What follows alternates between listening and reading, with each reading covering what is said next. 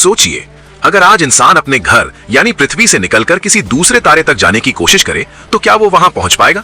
हमारे सौर मंडल के सबसे नजदीक एक तारा है प्रोक्सिमा सेंटोरी। खगोल विज्ञान में इसे पड़ोसी तारा कहा जाता है, लेकिन असल में ये पड़ोसी इतना भी पास नहीं है। धरती से प्रोक्सिमा सेंटोरी की दूरी लगभग 4.24 लाइट ईयर्स है। इसे अगर किलोमीटर में बदलें तो ये दूरी बनती है करीब 40 लाख करोड़ किलोमीटर, यानी 40 लाख करोड़ किलोमीटर। अब इस विशाल दूरी को समझने के लिए इसे हमारी रोजमर्रा की चीजों से जोड़ते हैं। सबसे पहले बात करते हैं इंसान द्वारा बनाई गई सबसे तेज अंतरिक्ष मशीन वॉयेजर 1 की। वॉयेजर 1 की रफ्तार लगभग 63,948 किलोमीटर प्रति घंटा है। ये मशीन दशकों पहले अंतरिक्ष में भेजी गई थी और आज भी लगातार आगे बढ़ रही है।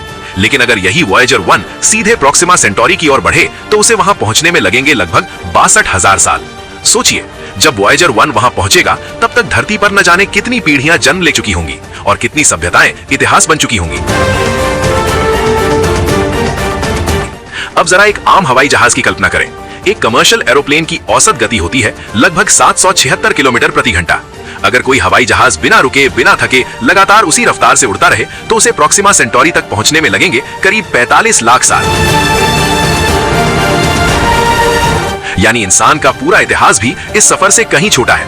अब कल्पना को और जमीन पर लाते हैं। अगर एक साधारण कार जिसकी रफ्तार करीब 87.6 किलोमीटर प्रति घंटा है उसे प्रोक्सिमा सेंटोरी की ओर चला दिया जाए तो उसे वहां पहुंचने में लगेंगे लगभग 4 करोड़ 55 लाख साल।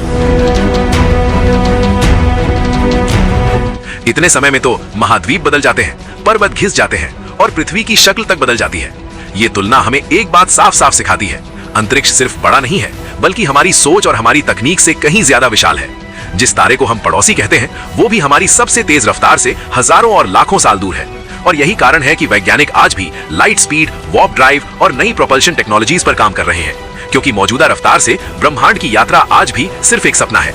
अंतरिक्ष हर बार हमें यही याद दिलाता है हम कितने छोटे हैं और ब्रह्मांड कितना विशाल।